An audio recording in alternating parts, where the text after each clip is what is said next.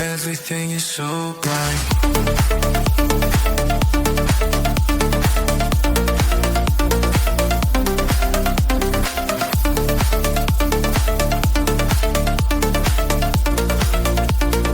Everything is so bright.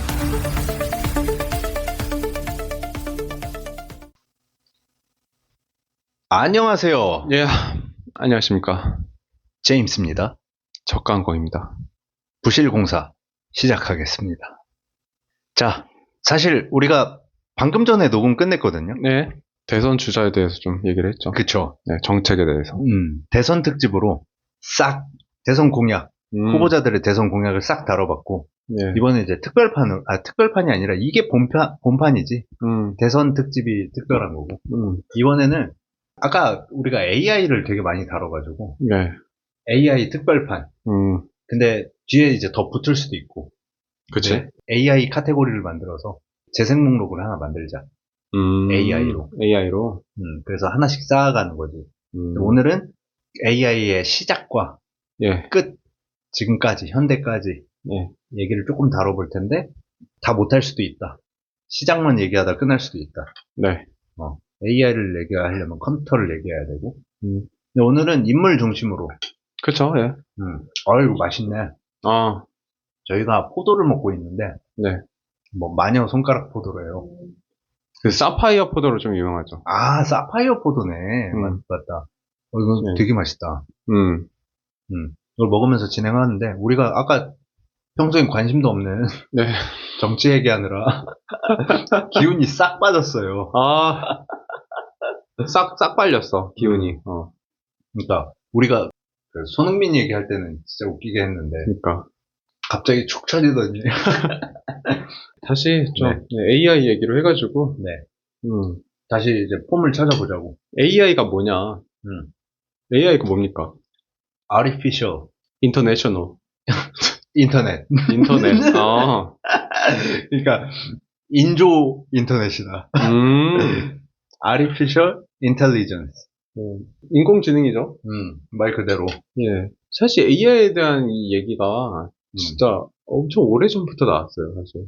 엄청 맞아요. 오래전부터 얘기가 나왔고, 뭐 자율주행 자동차부터 해가지고 AI, 그리고 드론, 뭐 이런 거는 진짜 옛날부터 뭐 이런 클러스터를 구축해야 된다. 또 어떤 식으로 좀 활성화해야 된다라는 논의가 있긴 했는데, 본격적으로 우리에게 좀 체감으로 다가온 거는 챗 GPT의 시대가 오면서 약간의 충격을 줬죠. 맞아. 예. 근데 사실 우리나라에 충격을 준 사건이 있었지. 이세돌. 아, 알파고. 알파고. 맞아. 그게 충격이 꽤 컸지. 그때가 벌써 10년 전. 그게 전 세계 AI가 진짜 태어난 것 같은 걸 알렸던 게 이세돌과 알파고와의 대결. 바둑 대국이었다. 일단 우리 보드게임류 그 게임들이 있잖아요. 뭐 체스도 있고, 맞아요. 장기도 있고 한데, 뭐 오목도 있고요.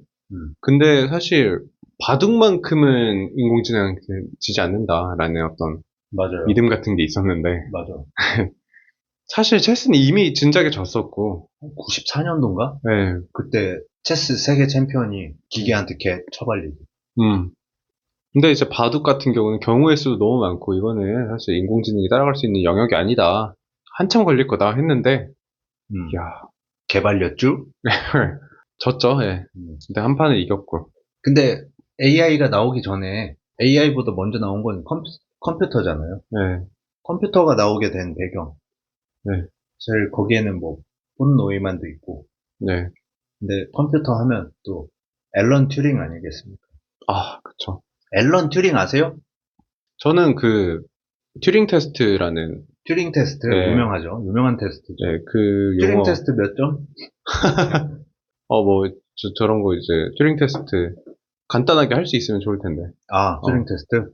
근데 튜링 테스트 실제로. 웬만한 사람들 통과 못할 것 같은데. 그러니까.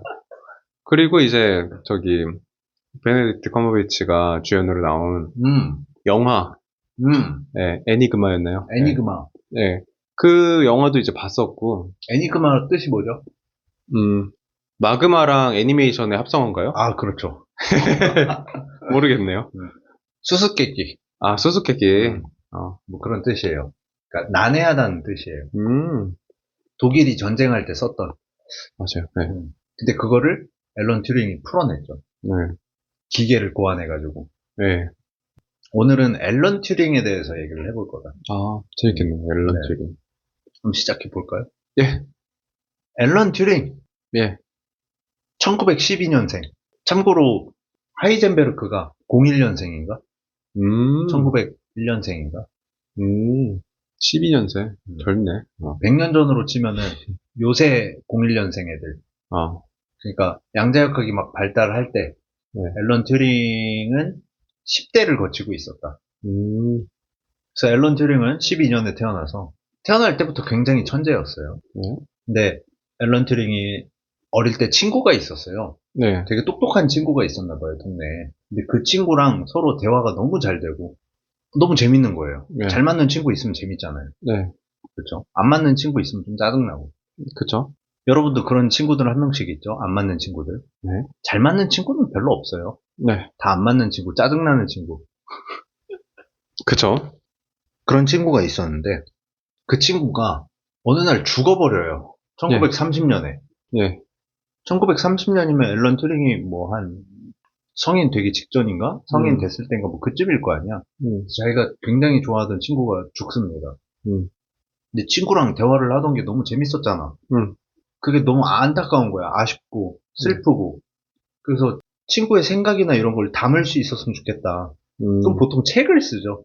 그쵸? 근데 앨런 튜링은 이걸 이론적으로 생각을 해봐요. 네. 계산 이론.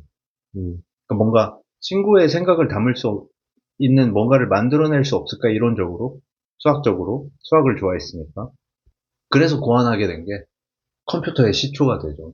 그래서 사실 친구에 대한 그리움으로 현재 컴퓨터와 생각하는 기계, AI까지 이르게 된 거죠.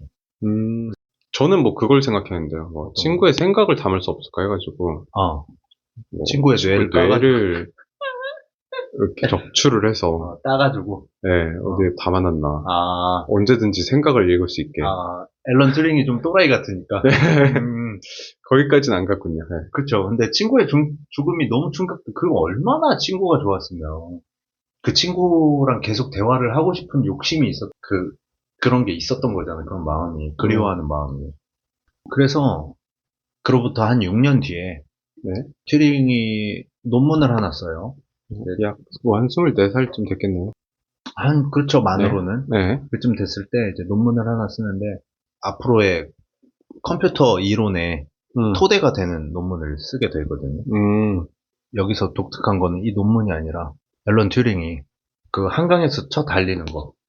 러너들? 러닝 크루? 러닝 크루. 좀 족같잖아. 족같지, 솔직히. 근데, 앨런 튜링도 달리는 걸 되게 좋아했다고 하더라고요. 풀코스를 2시간 37분에 뛰었대. 마라톤 풀코스요? 그럼 뭐, 부산 풀코스겠어. 아니, 아무도 가본 적 없다는 부산 풀코스. 전설 속에서만 존재하는. 2시간 37분이면 말이 안 되는 수준인데, 이거는? 준 마라톤인데, 이거? 그니까.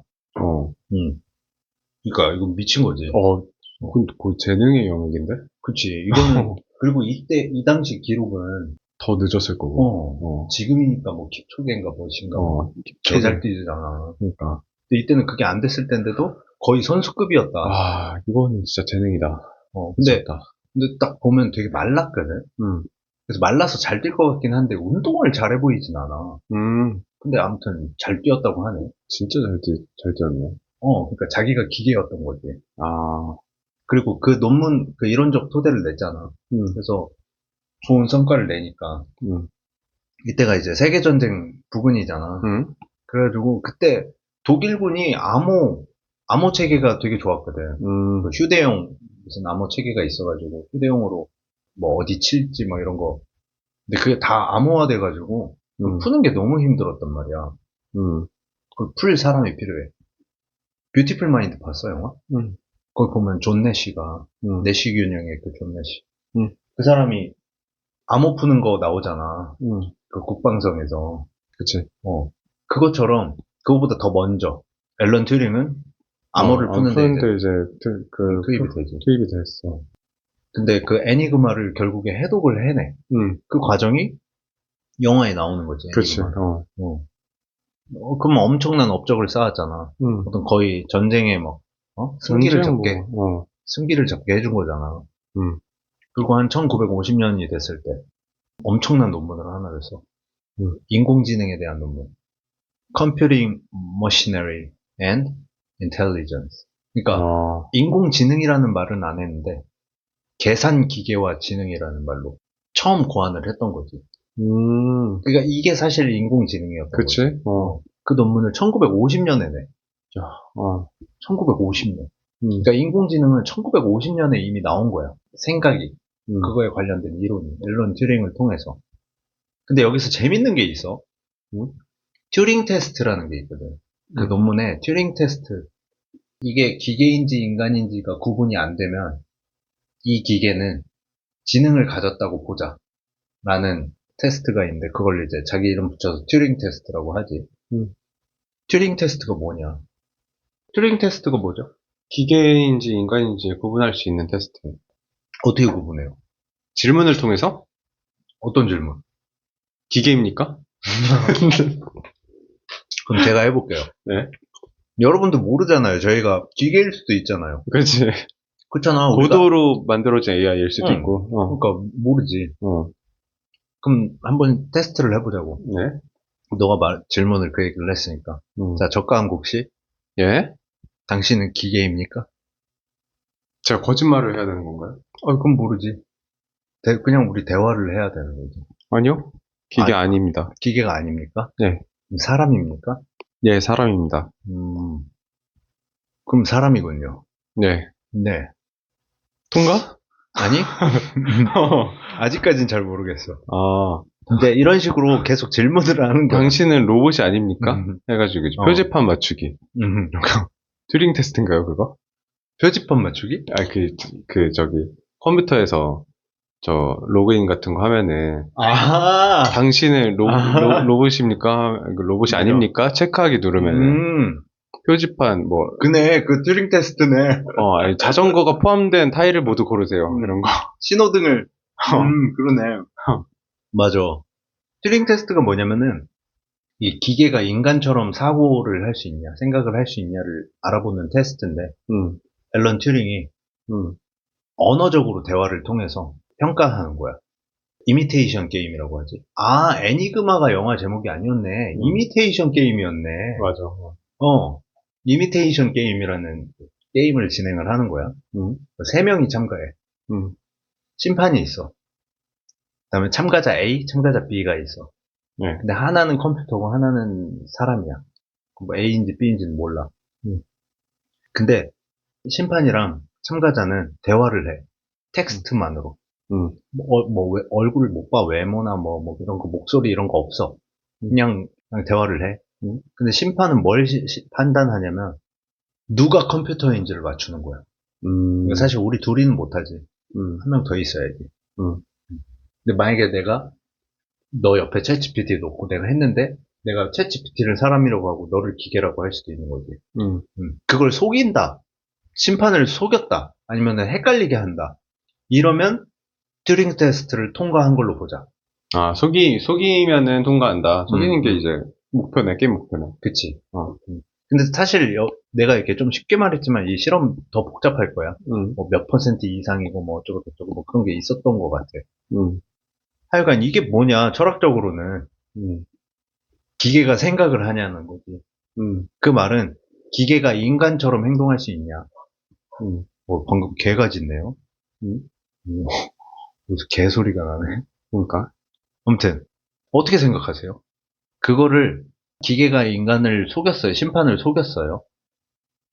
기계가 속였다. 기계가 자기가 사람이라고 속인 거야. 음, 근데 심판이 그걸 구분을 못 하는 거야. 그럼 튜링 테스트를 통과한 거잖아. 그치. 그러면 그러니까 그 테스트가 어떤 생각을 한다는 거에 대한 기준이 될 수 있냐는 거지. 잘 모르겠네.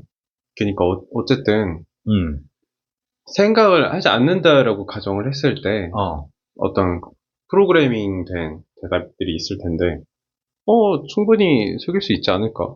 아니, 프로그래밍 그러니까 쪽으로. 속일 수 있을 수는 있는데, 그럼 그거는 생각을 하는 기계라고 봐야 되냐는 거야. 아니, 나는 안 그런 거 같아. 아니야? 근데 우리 그런 거 있지 않아? 그 유튜브에서 가끔 보이는 건데, 뭐 카톡만으로 뭐 누구 찾기, 메뉴펜 찾기, 아니면 채팅만으로 학생 찾기, 대학생 찾기, 중년 찾기, 뭐 이런 거 있잖아. 그런 게 거의 튜링 테스트에서 따온 실험 같은 거잖아. 근데 그걸로 속였다고 해서 그 사람이 진짜 그 기계가 기계냐 아니면 그 사람이 진짜 메뉴펜이냐 그건 모른다는 거잖아. 근데 여기에서는 결국 그런 거 같아. 그러면은 결국에는 저게 기계냐 아니냐를 구분하는 순간 난 좀 아닌 것 같아 라고 하면은 그럼 반대로 이런 질문이 나올 수 있고 그럼 인간은 뭐야? 기계와 인간이 다르다면 이게 인간이 아니라고 말할 수 있다면 그걸 통과했는데도 이건 인간이 아니지라고 하면은 그 인간이 되는 기준이 있어야 돼. 인간의 기준이 뭐야? 그래, 뭐, 생각을 한다는 거. 생각을 한다는 거야. 그러니까 여기서 말하는 인간의 기준이라는 거는 인간의 뭐 생각. DNA를 얘기하는 게 아니라 아니지. 생각. 결국에 프로그래밍과 다를 게 뭐냐? 그러니까 차이가 뭐냐는 거지. 튜링 테스트를 통과를 했어. 그러면은 얘가 생각을 한다는 거냐는 거야. 그 기계는 생각을 하는 걸까? 아니, 뭐, 나는 그거를 생각을 한다라고 보진 않는데, 프로그래밍에 의한 답변에 불과하다. 그러면은 생각한다는 게 뭐냐는 거지, 인간이. 왜냐면 얘는 아니야 라고 말을 할 수 있으려면 기준이 있다는 거잖아. 그 기준이 뭐냐는 거지. 글쎄, 나는 인간이 생각하는 것에 기준이 있다라고 한다면, 근데 관점에 따라서 좀 다를 것 같은데. 관점. 첫 번째는 정기적 신호에 의한 단순한 생각일 뿐이다. 약간 유물론적 관점이지. 유물론적 관점. 또 하나는 그 이상의 그 영적 가치가 있고, 그리고 그 가치에, 영혼. 영혼이 있고, 소울이 있어야 인간이다.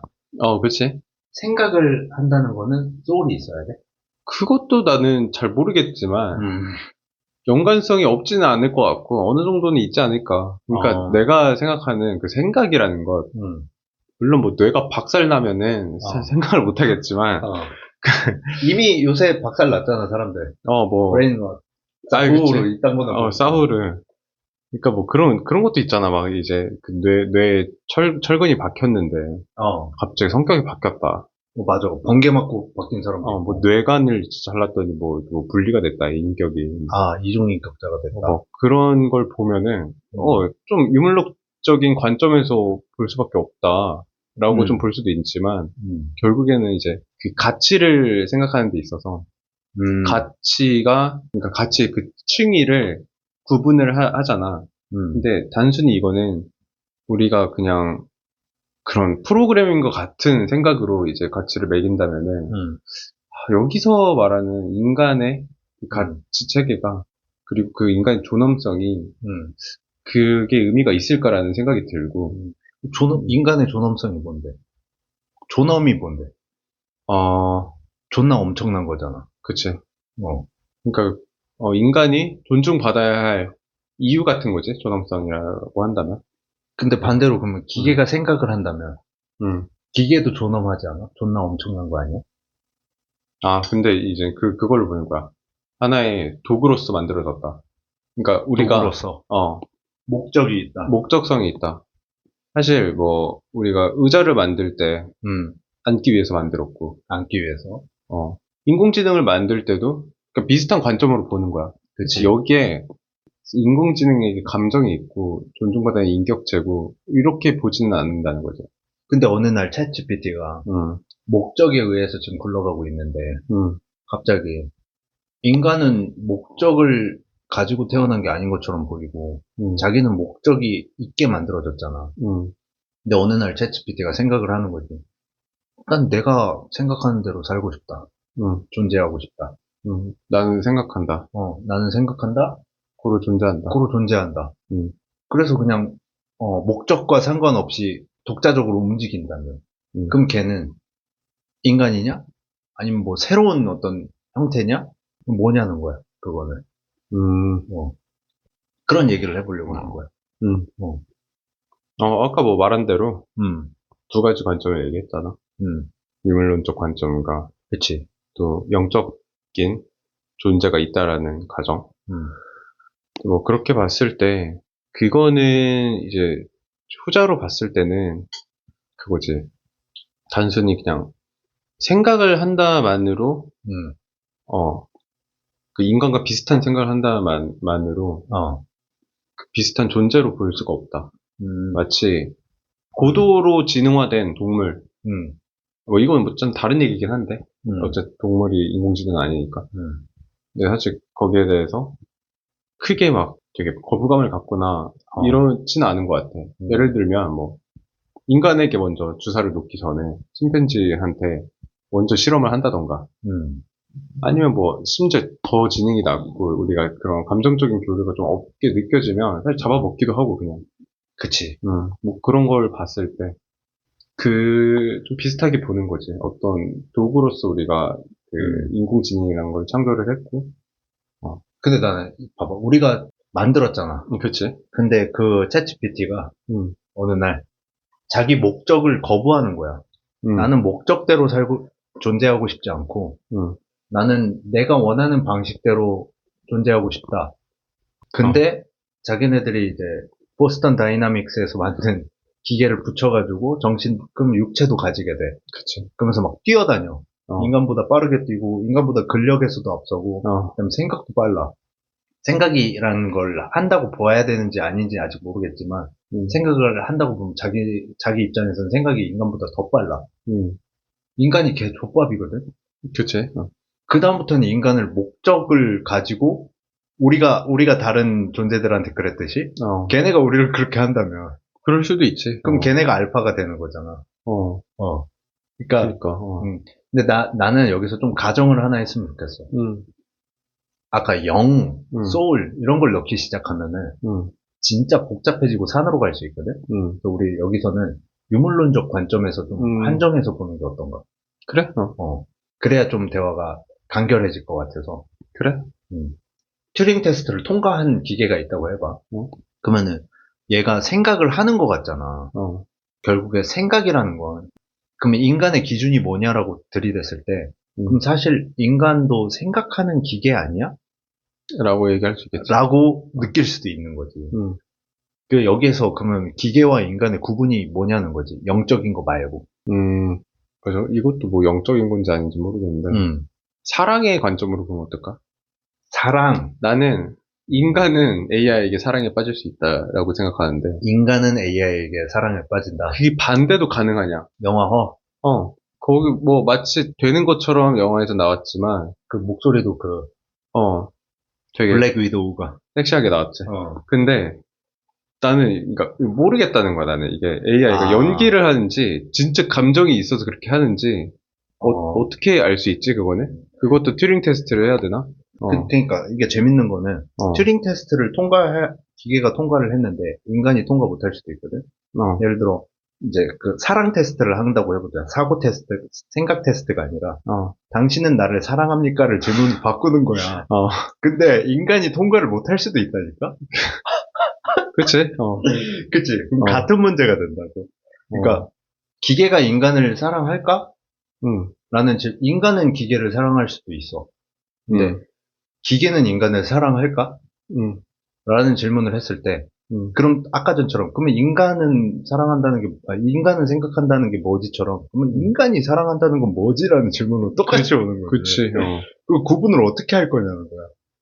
그리고 그러면 문제가 상대가 인간인지 아닌지 그리고 나를 사랑하는지 아닌지까지 다 모르는 거지.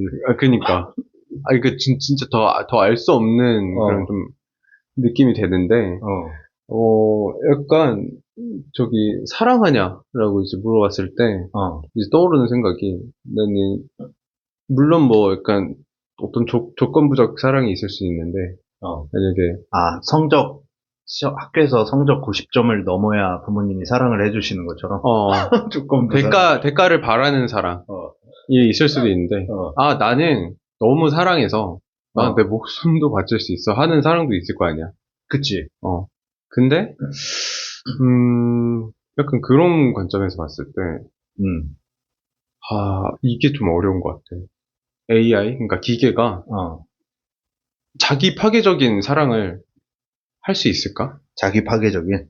그러니까 합리적이라고 그냥 생각을 했을 때, 그건 되게 좀 비이성적인 생각이고, 내가 인간을 위해서 나의 존재 자체가 파괴되는데도 그걸 감수할 수 있는 그런 생각을 할 수 있을까? 뭐 그렇게 봤을 때 희생이다.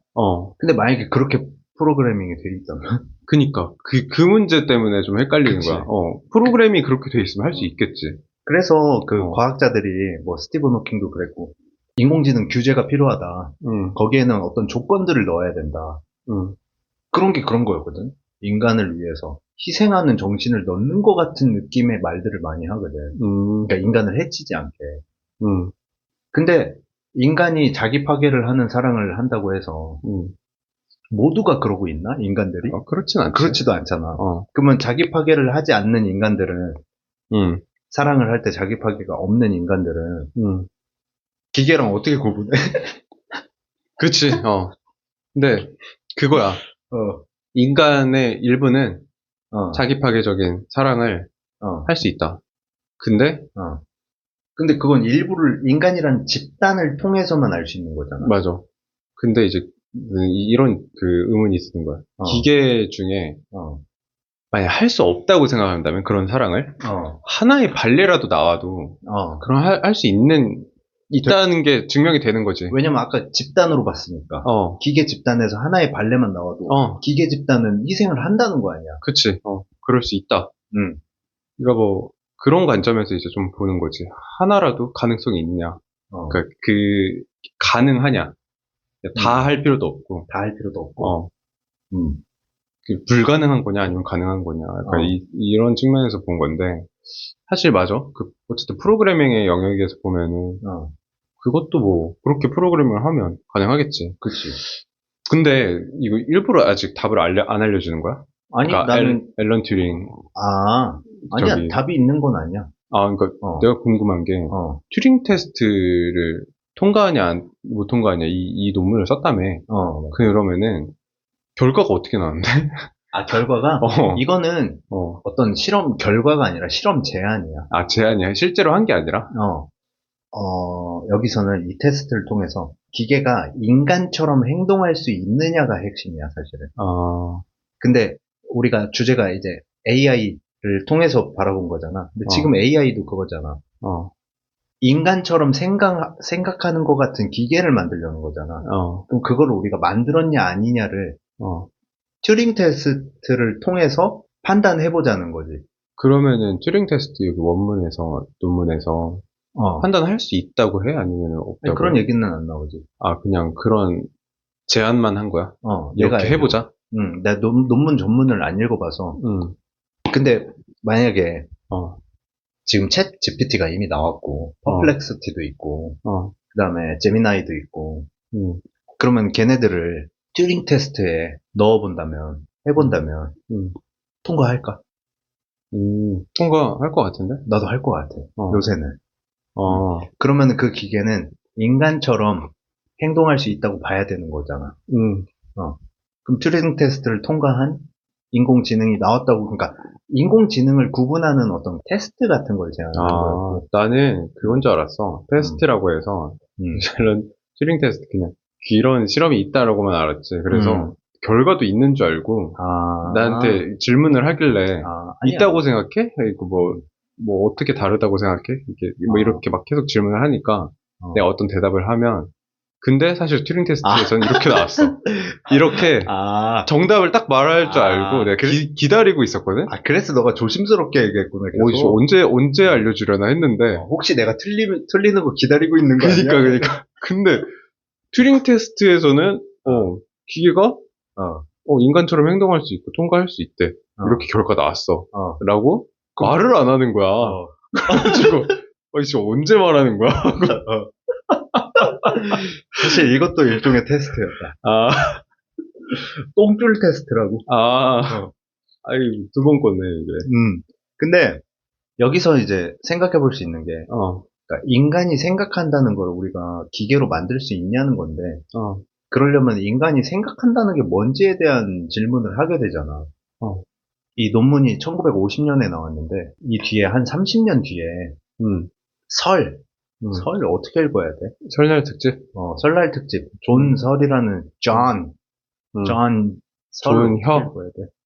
존 혀가 논문을 하나 내, 철학자가. 이 사람은 이제 튜링 테스트에 감명을 받은 거지. 그래서 비슷한 걸 하나 써. 뭐 예를 들어, 김춘수의 꽃 있잖아. 그것도 어디서 따온 거잖아. 그게 데카르트 따온 거지. 나는 생각한다? 그럼 나는 존재한다고 봐야 된다. 그치. 근데 그것도 멋있는 말이야. 그것처럼 튜링 테스트를 보고 존설은 새로운 실험을 하나 또 이렇게 쓰거든. 김춘수의 꽃처럼. 동양계 미국이냐? 존설은? 존설? 이름이 혀니까. 그런가? 어쨌든 존설이 새로운.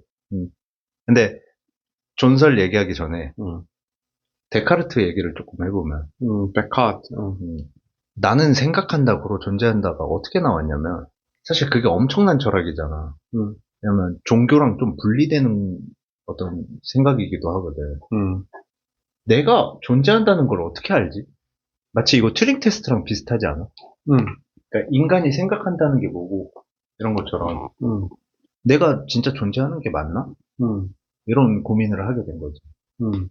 그러니까 그게 결국에 내가 지금 보고 있는 거, 뭐 냄새를 맡는 거, 뭐 귀로 듣는 것 이게 어떻게 보면 감각기관에 의한 거고 이게 뭐 환상인지 아니면은 그치. 우리가 뭐 저기 통 안에 들어간 컴퓨터인지 근데 이제 시각적인 그 프로그래밍으로 인해서 이렇게 우리가 보고 있는 건지 매트릭스처럼 모르니까 사실 이 감각기관으로 알 수 있는 건 한계점이 있고 아무것도 확신할 수 없는 거죠.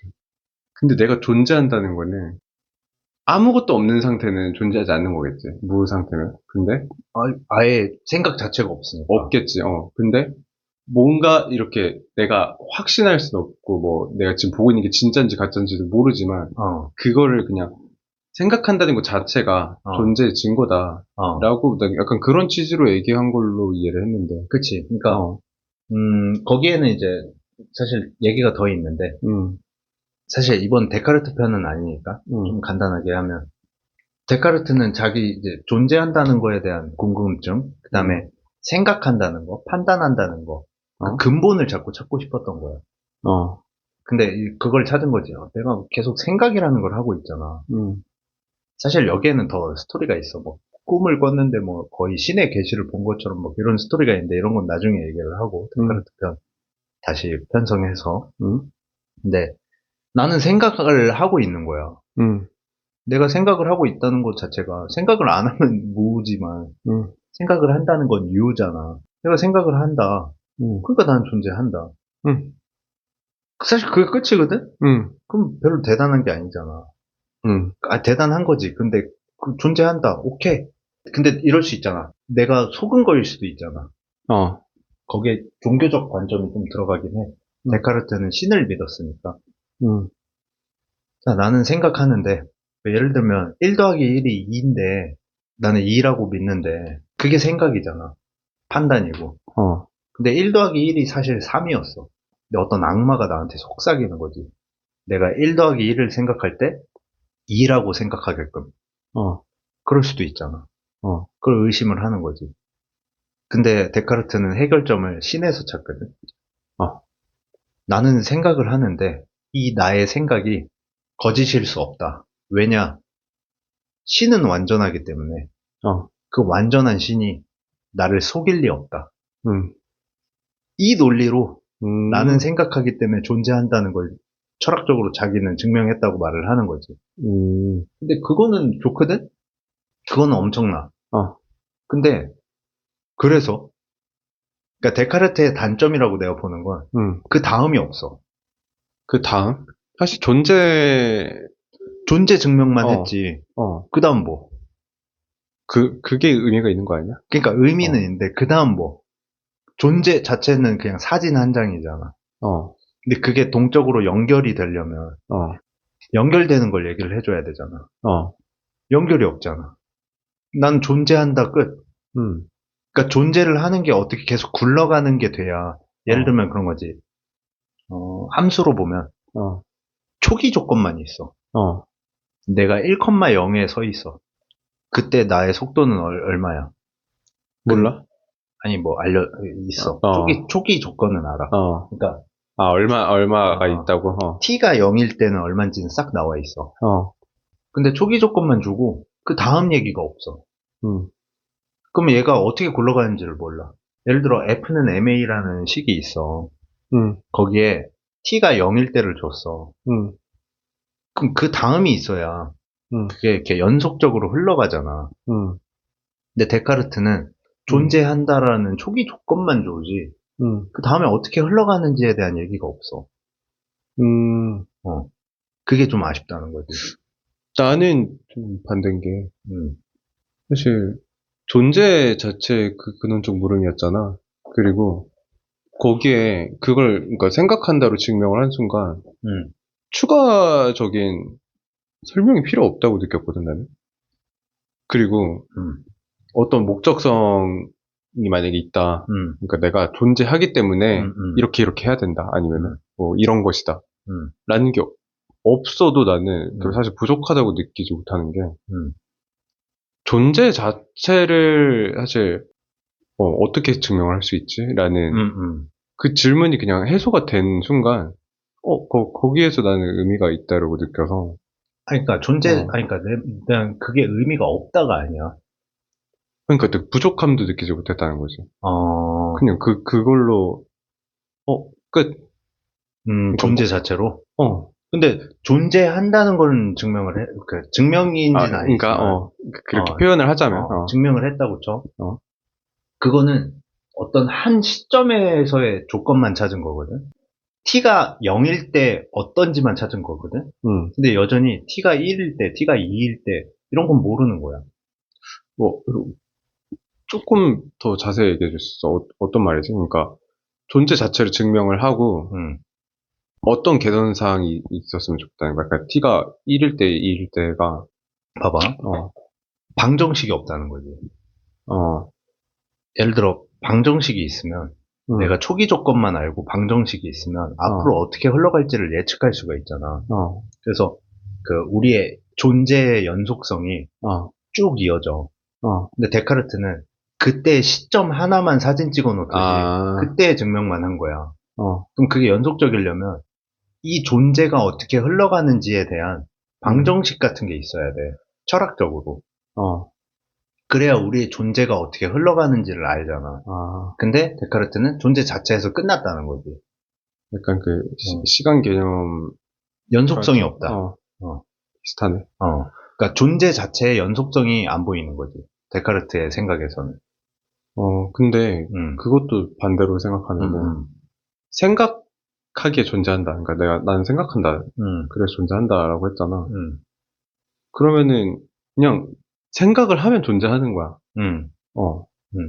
내가 지금 생각한 거랑 나중에 생각한 거랑 똑같이 존재하는 거고. 사실 거기에 대해서는 몰라. 제가 의문점이 들지는 않고. 그리고 이제 몰라 그걸 이제 증명이라고 표현하기는 좀 그렇지만 편의상 증명이라고 한다면 그 다음에 이제 일어나는 것들 있잖아. 내가 존재한다는 것 이외의 것들 이것도 굉장히 최소 조건으로 존재한다는 거를 이제 증명했잖아. 데카르트가 내가 생각하기 때문에 존재한다고 했지. 다른 거에 대해서는 일절 언급을 안 했단 말이야. 내가 뭐 눈으로 뭐 태양을 봤기 때문에 존재한다도 아니었고. 그러니까 나는 이런 모든 것들이 감각기관으로서 볼 수 있는 모든 것들이 그냥 허상이라고 혹은 색안경이라고 보는 거지. 이걸로 증명을 할 수는 없다. 생각 말고는. 그래서 생각한다, 증명한다라는 그 말 외에 다른 조건이 들어갈 틈이 없어 보인다라고도 느껴지고. 근데 존재하는 그 존재가 어, 그 시점에서만 존재한다가 있지. 연속성이 없다니까. 존재만 하고 사라지는 거야. 그 다음 얘기가 없다는 거지. 그러니까 철학적으로 이거는 끝난 얘기가 아니라는 거지. 연속적으로 존재해야 된다. 그래서 데카르트의 철학이 거기서 그것만 초기 조건만 얘기를 했고, 그래서 결국의 철학은 그 방정식을 찾기 위한 노력이야. 그 뒤에는. 철학자들도 그랬던 거지. 그래서 그러니까 존재 오케이. 거기까지는 좋아. 그리고 뭐 신을 얘기해가지고 자기 존재를 증명했지만, 그걸 받아들이자고 치자. 그 다음 뭔데? 그런 생각이 이제 계속 드는 거지. 이해가 안 돼? 솔직히 그래? 이해가 안 그러면 안 되는 이거는 부분이, 데카르트 편을 그냥 나중에 다시 해야겠다. 왜냐면은 이거는 하려면은 말이 길어질 것 같아. 내가 이해를 시키려면. 근데 지금 얘기를 안 하는 것들이 있는데, 그래? 그러면 길어질까봐, 디테일이. 뭐 아무튼 다시 돌아가서 튜링 테스트에서 영감을 얻은 존 혀가 중국어 방 실험이라는 걸 고안해. Chinese Room Argument. 중국인이네, 존설. 이것도 약간 튜링 테스트랑 비슷한 실험이야. 뭐냐면은 어떤 방 안에 어떤 사람이 하나 있어. 근데 그 사람은 중국어를 하나도 몰라. 얘네들은 이제 중국어가 미지의 언어니까 중국어를 하나도 모르는데 그 방 안에는 응답 매뉴얼이 있어. 중국어 질문에 대한 응답 매뉴얼이 쫙 갖춰져 있는 거야. 규칙 매뉴얼 책들이 있어. 누군가가 방 밖에서 질문을 해. 근데 서로 얼굴을 볼 수 없고 목소리도 들을 수 없어. 서로 카드만 내밀 수 있어. 근데 그 카드에 이제 중국말로 적는 거야. 중국말로 실제 중국어를 하는 사람이 와가지고 중국말을 적어서 이렇게 쓱 밀어넣어. 그럼 그 안에서 받아. 그래가지고 그 사람은 이제 매뉴얼을 보고 찾는 거지. 이런 문자, 이런 모양일 때는 이런 답을 해야 된다. 그 모양 대조를 해가면서 찾는 거야. 찾았어. 대답을 싹 보여줬어. 이해되지? 그랬더니 그 밖에 있는 사람이, 대답이 된 거잖아. 물론 여기서 시간이 오래 걸렸냐, 적게 걸렸냐는 좀 빼고. 그래서 다시 말을 걸어. 그랬더니 안에서 다시 이제 뽁짝뽁짝 움직여서 매뉴얼 보고 찾아가지고 내밀어. 그럼 얘네는 대화가 되고 있는 거잖아. 근데 밖에 있는 중국인은 우리는 중국어로 대화를 했다라고 생각을 할 거 아니야. 근데 안에 있는 사람은 그게 무슨 말인지 하나도 모르잖아. 그냥 그거를 보여줬을 뿐이야, 매뉴얼에 맞게. 그러면 그 안에 있는 사람은 중국어를 할 수 있다고 봐야 되느냐? 라는 아규먼트야. 어떻게 생각해? 매뉴얼의 의미에 대해서 어. 모르는 거지. 방 안에 있는 사람은. 매뉴얼의 의미. 그러니까 답변하는. 그게 뭐 영어로 번역돼 있냐고? 그건 아니야. 그냥 그 매뉴얼에 따르기만 하는 거야. 이런 문자가 들어왔을 때는 그거랑 대조를 해서 딱 있는 거지. 이런 문자 똑같은 게 있는 거야. 그때는 이런 답변서가 옆에 있는 거야. 그걸 이렇게 내밀어서 주는 거지. 뭐 가장 뭐 적합하고 뭐 합리적인 그런 대답을. 근데 밖에 있는 사람은 모를 수 있잖아. 이거 약간 튜링 테스트랑 똑같잖아. 밖에 있는 사람은 이제 심판이고, 안에 있는 사람은 사람인지 기계인지 모르는 상태인 거잖아. 그거랑 똑같은 거지. 그러면은, 아까 튜링 테스트는 얘가 생각을 한다고 봐야 되느냐처럼, 지금 이 중국어 방은 얘가 중국어를 한다고 봐야 되느냐. 이 뭐, 의미를 모르니까. 중국어를 한다고 볼 수는 없을 것 같은데. 그래? 근데 데이터가 쌓이네. 그 중국어 방에 갇혀가지고, 한 1000년을 산 거야. 맨날 대화만 하면서. 그러면 이제 하나씩 깨우치지 않을까? 매뉴얼을 보지 않고도. 그러니까 매뉴얼을 대조를 안 해봐도 이제 기억이 많이 나겠죠. 어디에 뭐가 있는지. 바로 답변할 수 있을 정도로. 그리고 이제 상황상 내가 뭐를 바로 답변할 수 있을 정도로 시간도 빨라지지만 상황상 그 맥락이라는 걸 알아채지 않을까? 그 새로운 사람이 올 때마다 내미는 게 여러 버전이 있는데 다 비슷한 거지. 근데 사실 중국인 입장에서 너 중국말 할 줄 알아? 일 수도 있고, 안녕일 수도 있는데, 어떤 거는 안녕이라는 중국어만 많이 보이고, 또 어디에는 너 중국인이야? 중국말 할 줄 알아?가 많이 보이는 거지. 그 외에도 있겠지만, 주로 보이는 게 있는 거야. 그러면, 이게 그건가? 하면서 점점 알아갈 수 있잖아. 한 1000년 그 안에 있으면. 그러네. 그러니까 이게 시간의 문제인 거지. 그 안에 있는 사람을 근본적으로 중국어를 할 수 있다고 봐야 되느냐, 아니냐. 라는 질문을 다시 해보면, 어떤 거 같아? 나는, 뭐, 1000년, 뭐, 그 이상, 뭐, 1억 년, 5억 년, 이렇게 있어서, 진짜 대충, 뭐, 어떤 의미인지 유추 가능하고, 거기에 대한 매뉴얼도 거의 외웠다 수준이 됐다. 통달했다. 통달했다. 라고 해도 나는 중국어를 한다고는 못 볼 것 같아. 아, 그래? 정확한 의미를 아는 게 아니라 유추할 뿐이다, 이거는. 그러면 나는 이거를 얘기하고 싶어. 하멜 표류기. 확 와닿지 않아? 네덜란드인이 여기 떨어졌잖아. 그래서 관직도 받고 살았잖아. 근데 나중에 진짜 네덜란드 사람들이 다시 왔어. 근데 얘가 네덜란드 맞지? 아무튼 네덜란드어를 다 까먹었어. 근데 얘가 한국말은 해. 얘는 뭐 거기에 공부 자료가 있어, 사전이 있어, 뭐가 있어. 그냥 이거 대종하면서 비교하면서 하나씩 배워간 거잖아.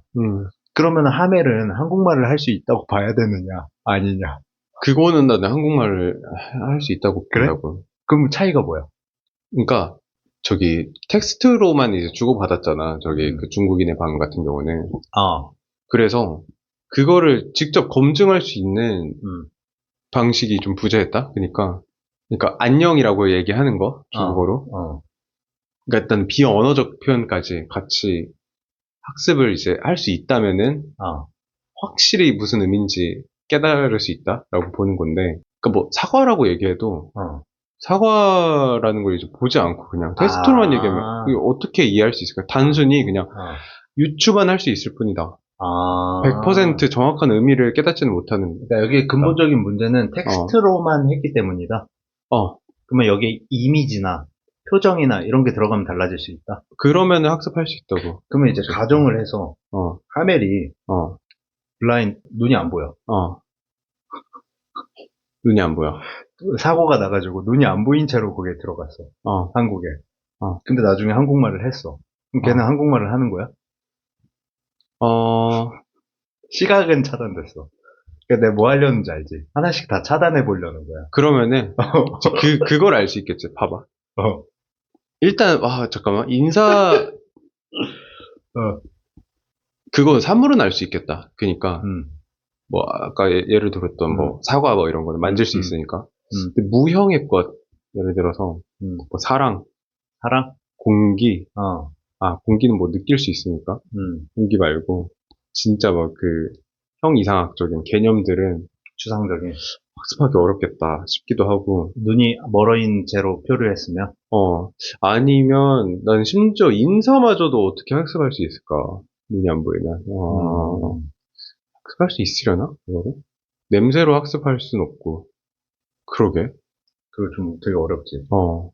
그러면은 아까 얘기한 것처럼 그러면 이제 반대로 중국어 방 실험에서 좀 확장시켜서 챗 GPT한테 우리가 그림도 넣었잖아. 그럼 챗 GPT는 중국어 방 같은 거잖아. 얘는 그냥 중국어 매뉴얼대로 중국어를 하면은 그냥 그 답변을 보여줄 뿐이었잖아. 옛날에 심심이처럼.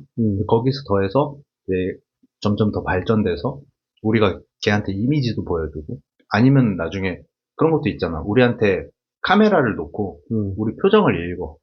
포인트 따가지고 그 디지털화해서 그러면서 표정도 읽어내. 그러면서 그 맥락들을 다 읽어내는 거지. 그럼 걔는 생각을 하는 거냐?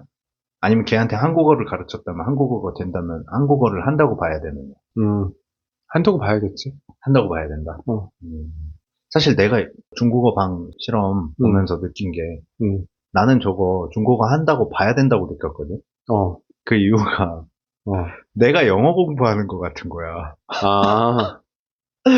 그냥 이런 문자를 보면 이렇게 해석을 하는 거야. 근데 그게 바로 안 돼. 시간을 들이면 들일수록 내가 마치 하는 것 같아. 영어로 글을 써야 될 때, 그 막 쓰다 보면은 내가 그러니까 문장을 만들려고 단어들을 배열하는 것 같거든, 매뉴얼에 따라서. 그래서 중국어 방 실험이 생각이 나는 거지. 그러면 나는 영어를 한다고 봐야 되느냐. 그런 생각에 나는 저거는 중국어를 한다고 봐야 된다라고 생각한 거거든. 그러니까 익숙한 형태나 뭐 매뉴얼을 이제 바로 뽑아낼 수 있는 그런 능력적인 어, 측면 말고 어. 이거를 정말 이해하느냐, 이게 무슨 의미인지 하나 어. 단어마다 문장마다 알고 있느냐라고 했을 때 한국어가 전혀 없었다면은 그러니까 이렇게 해석이 불가능한 어. 상황이었다면은 그러니까 사실 중국어방이 그런 상황이잖아. 그치. 그렇게 보면은 사실 뭐 그치. 어. 올바른 대답을 뽑아낼 수는 있는데 그게 음. 어떤 의미인지 정확하게 모를 것이다라고 좀 생각이 들거든. 이건 조금 다를 수도 있지만, 음. 아기가 태어났어. 그 아기는 중국어, 영어는커녕 한국어는커녕 아무것도 말을 못하잖아. 이제 배워가잖아. 그치. 근데 물론 이미지도 보고 냄새도 맡고 감각기관이 있으니까. 그러면은 감각기관만 붙여주면 한국어를 할 수 있네. 그치. 그리고 우리가 아무리 영어를 못해도 오늘도 지금 미국에서는 아이가 태어나고 있거든. 걔네들보단 우리가 영어를 잘하잖아. 그치. 그런 것처럼 결국에 인간은 곧 따라잡히겠구만. 아니 매일마다 우리를 따라잡는 애들이 많아. 근데 그렇게 본다면은 인간의 조건이나 기계의 조건이 동일하진 않더라도 비슷하다고 봐야 되지 않나. 그리고 또 인간들도 우리가 그 추상적인 개념들을 언어로 배울 때 사실 내가 생각하는 사랑과 너가 생각하는 사랑, 아니면 내가 생각하는 분노와 너가 생각하는 분노가 추상적인 개념이기 때문에 조금씩 다를 거야. 그치. 기계도 마찬가지인 거고. 그러니까. 이건 뭐 진짜 저기 AI에게 생각이 있냐, 뭐 더 나아가서 자아가 있냐, 라는 이 논제가 되게 뜨거운 감자긴 하지. 그치. 근데 그게 이제 튜링 테스트에서 나왔지. 튜링 얘기를 조금 더 하면은, 그러고 나서 이제 연구자로 잘 살고 있었거든? 근데 튜링은 게이였어. 어느 날 새로운 사람을 만나. 근데 그 남자랑 이제 사랑에 빠지지. 근데 어느 날 집을 갔는데 다 털려 있는 거야. 알고 보니까 자기가 사랑에 빠졌던 그 남자 짓이라는 걸 알게 된 거지. 그래서 경찰에 신고를 해. 그래서 경찰 조사를 받아. 그래서 둘이 사랑하는 사이였다는 걸 얘기를 해. 연인 관계였다는 걸. 근데 그 당시 영국은 동성애가 허용이 안 되는 세상이었거든. 그래서 오히려 튜링이 처벌을 받게 돼.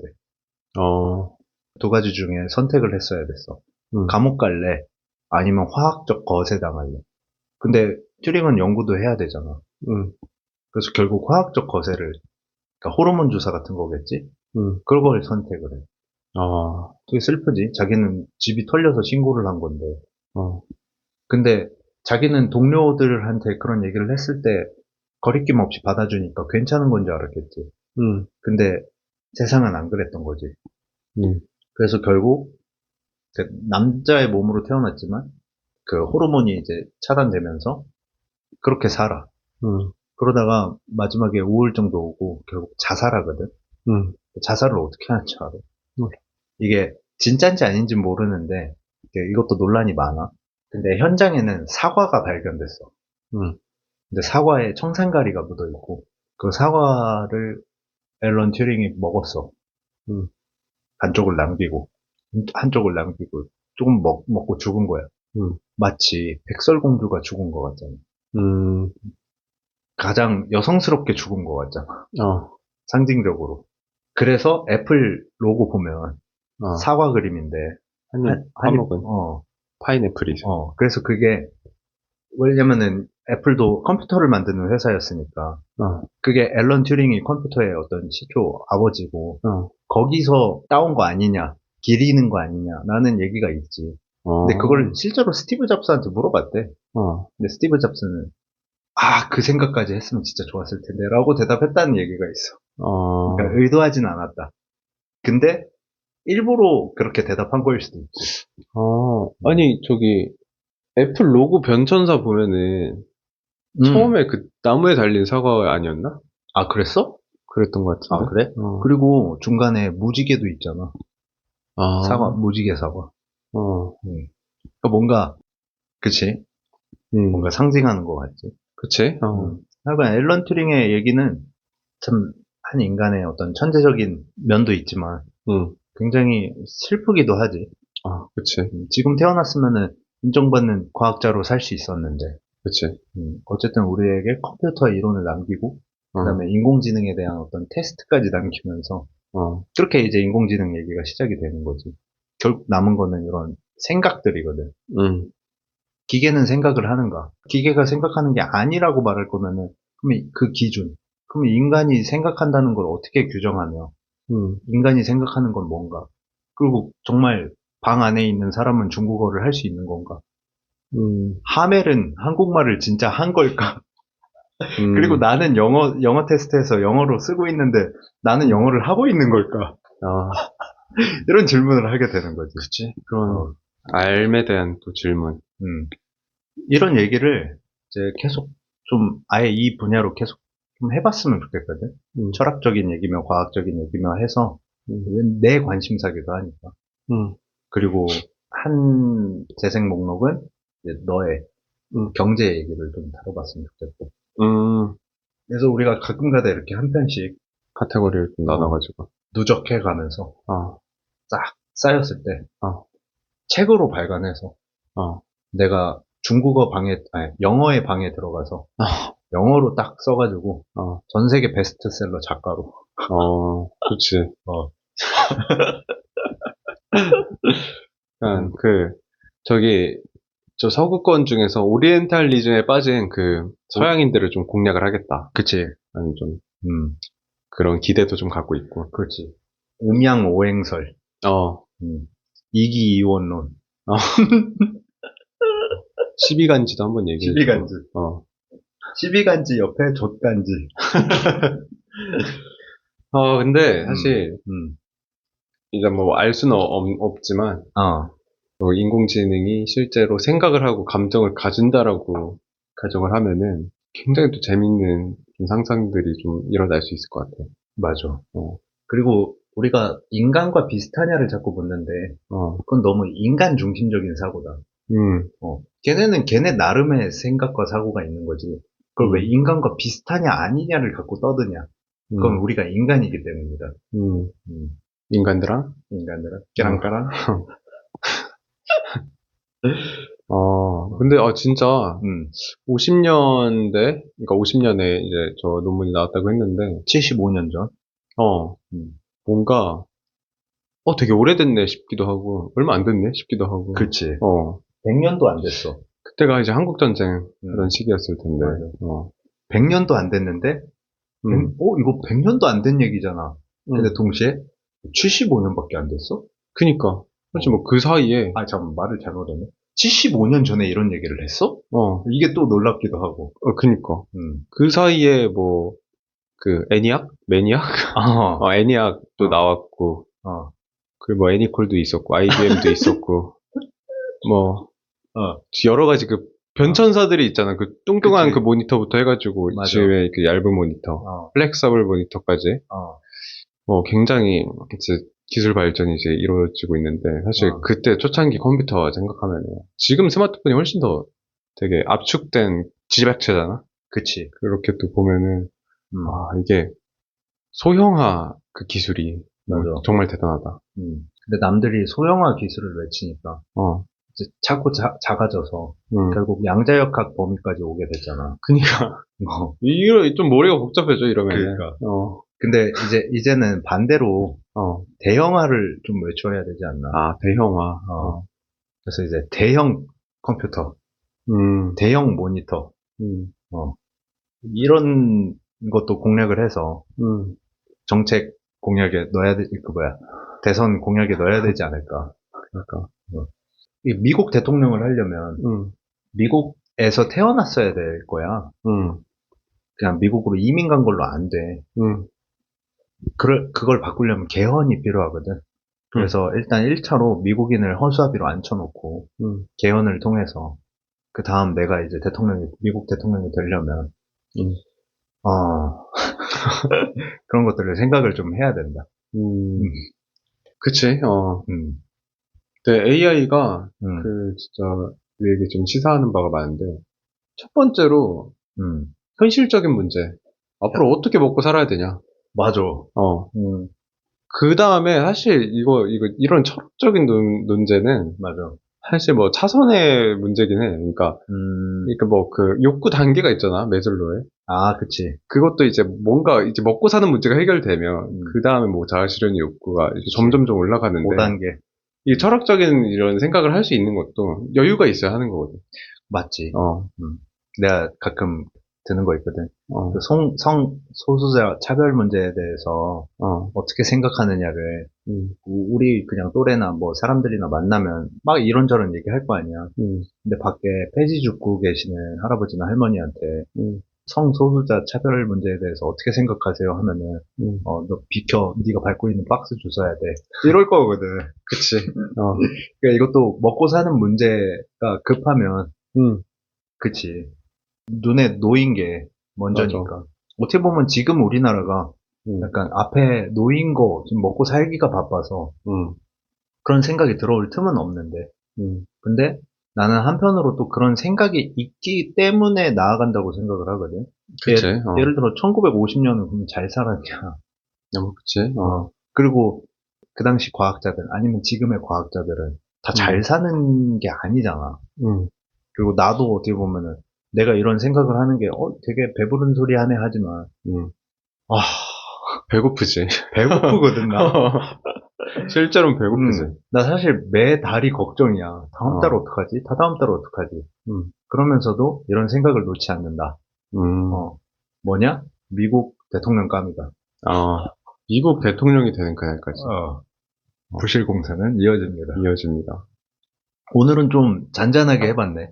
평소랑 잔잔하게. 다르게. 잔잔바리하게. 약간 별밤 라디오 뭐 이런 수준인데. 별밤 라디오 좋지. 지금 실제로도 밤이고. 그래요, 여러분들.